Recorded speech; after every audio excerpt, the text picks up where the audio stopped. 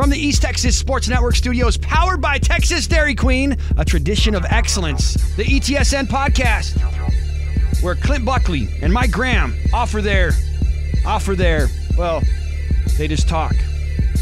It's the lowdown on everything high school football in East Texas.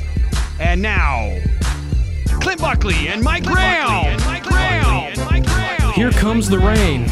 Again, the threat of inclement weather is messing with the high school football schedule for the second week in a row, and just in time for deciding district titles and playoff berths.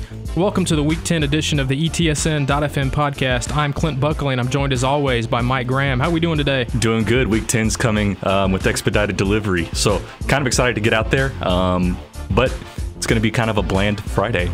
Yeah, at the moment, right now we're recording, there have been 24 games in the area that have been moved up to Thursday because of the weather situation.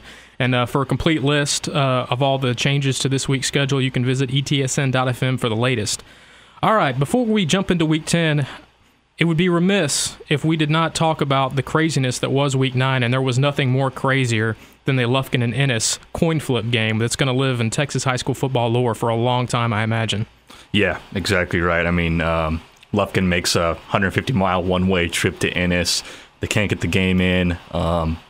Lufkin was facing the possibility of driving back 150 miles, only to get up the next morning and do it again. And in total, 300-mile round trip, 600 miles. I mean, Lufkin could have bussed to Monterrey, Mexico, and it would have been closer than going to Ennis twice. So it was nice of Ennis to agree to do the flip, and I'm sure they're kicking themselves for it now. About a month before you jumped on board here at ETSN.fm was the last realignment that we had, and I remember a lot of people in both Ennis and Lufkin throwing a fit that they were placed in the same district, and a lot of people were kind of shaking their heads thinking it didn't make sense, and boy, it came home to roost this last week. I mean, if you read the story, it apparently took Lufkin 6 hours to get to the game on Friday because of the weather. You mentioned it's 150 miles one way to Ennis from Lufkin, and they had to wait it out. They never got the game started. They waited about 2 hours till about 9:30 before they decided to make a decision to flip the coin. And I know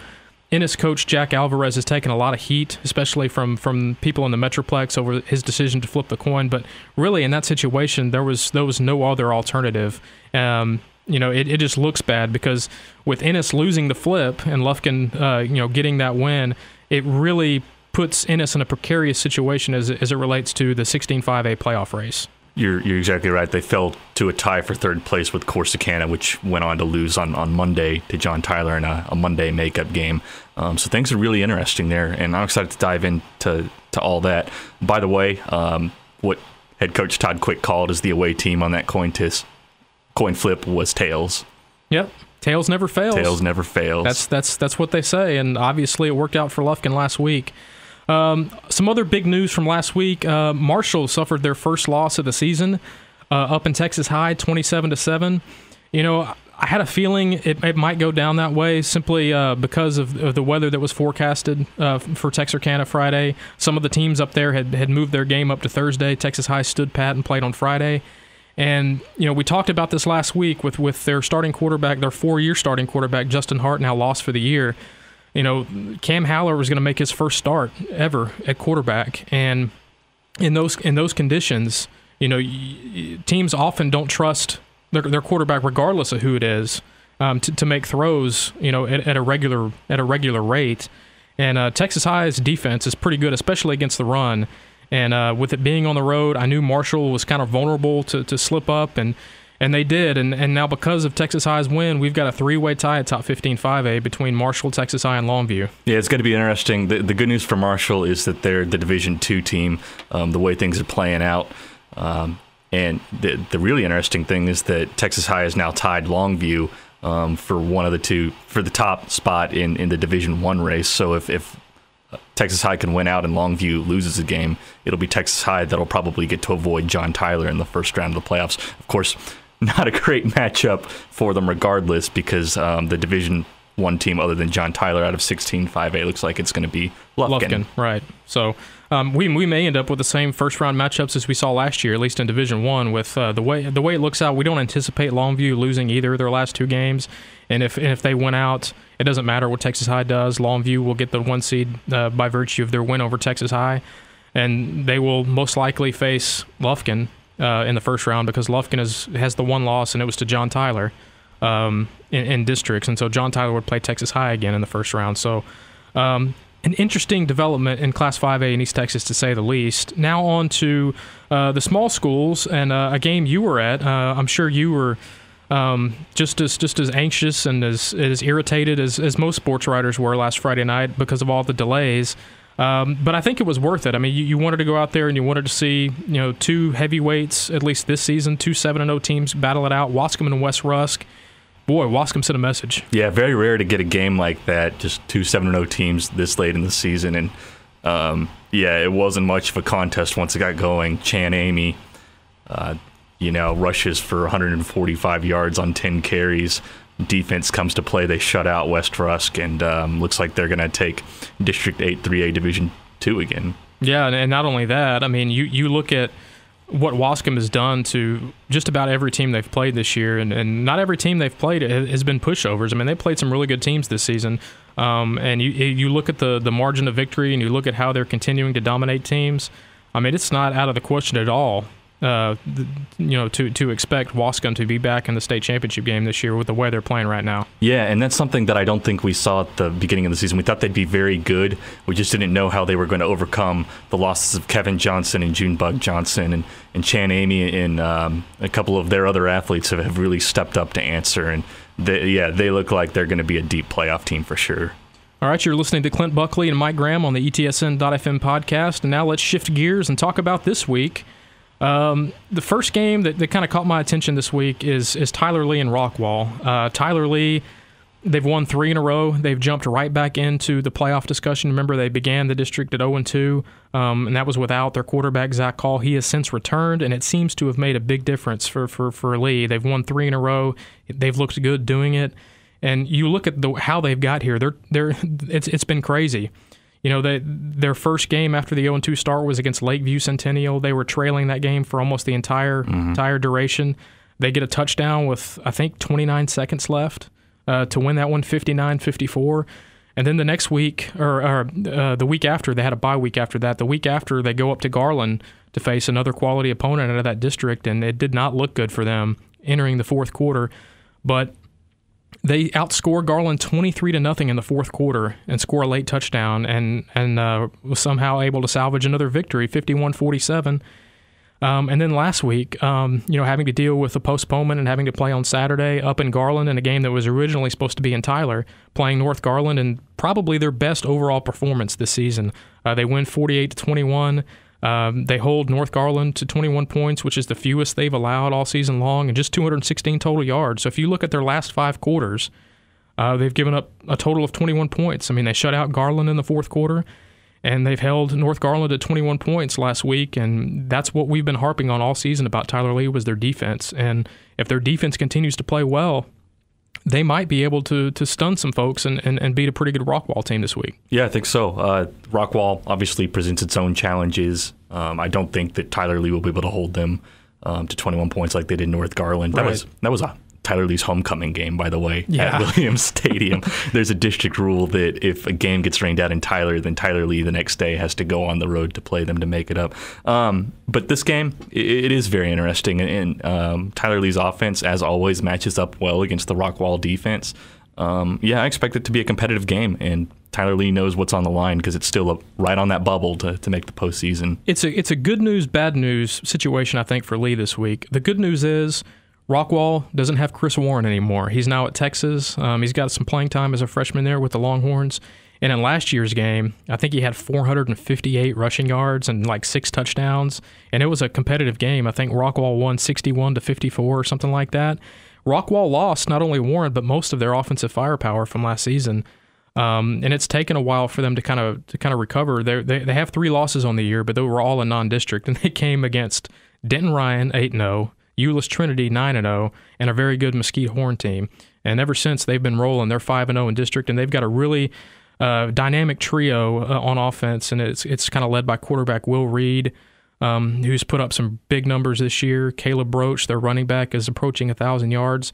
And their wide receiver, Sam Crawford, is closing in on 1,000 yards, and he only has about 43 catches, I believe, and 11 touchdowns. So he might be a player that Lee will have to give extra attention to in the secondary, because aside from those three, if you look at the other players, they're really not as productive as those three. I mean, there's really just one running back that gets the bulk of the carries, and Crawford gets most of the receptions and yards in the passing game. So it's doable, but it's going to be a tough game for Lee. But one thing they do have going for them is they're on a 3-game winning streak. They're playing with a lot of confidence, and if they were able to win this game, I don't think it would for sure clinch a playoff spot, but it would just about do it, because next week they play Naaman Forest, and they are 0-8 on the season, and I think Rockwall beat them a couple of weeks ago 78-0. Yeah. So it'll look good for Lee